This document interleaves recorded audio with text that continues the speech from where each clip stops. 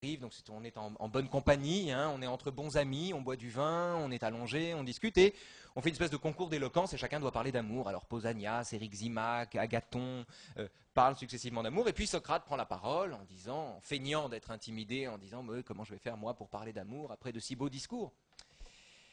Et il commence et il raconte la naissance d'Éros. La naissance du dieu amour, en expliquant que Eros est le fils de Madame Peña et Monsieur Poros, c'est-à-dire Madame Carence et Monsieur Plénitude. C'est-à-dire que de temps en temps il est plein, de temps en temps il est vide, et puis surtout, sa vacuité va de pair avec le sentiment qu'il y a une plénitude à saisir quelque part. Et donc, dit Diotime de Mantinée, dont Socrate rapporte le discours dans le banquet, Eros est philosophe. Parce que, tel Socrate, il ne sait qu'une chose, c'est qu'il ne sait rien. Donc il est plein du sentiment de sa vacuité et il a en ligne de mire l'idée d'une plénitude, d'un savoir absolu, d'un savoir souverain vers lequel il faudrait tendre. Et c'est la condition du philosophe.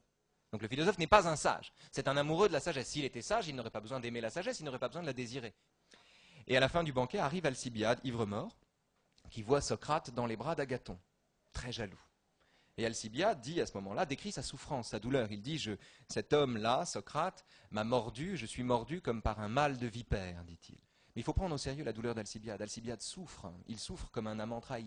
D'abord parce qu'il voit Socrate dans les bras d'un autre garçon, et ensuite parce que Socrate l'a éconduit. Et là-dessus, Alcibiade lui dit la chose suivante, il lui dit, écoute, voilà, en substance, hein, je suis beau, tu es laid, tu es sage, et je ne le suis pas. Faisons un échange de bons procédés.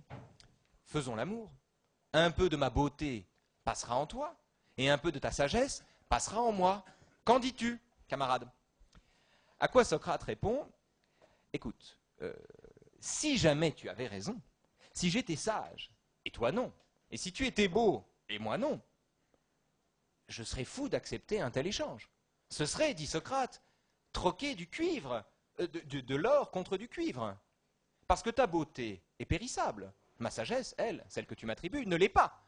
Donc pour quelle obscure raison est-ce que j'échangerais quelque chose de périssable contre quelque chose qui ne l'est pas? Et vous avez derrière l'idée, évidemment, Socrate donne à ce moment-là à Alcibiade sa première leçon de philosophie. À savoir qu'il s'agit de ne pas s'attacher au corps. Et donc la première leçon de Socrate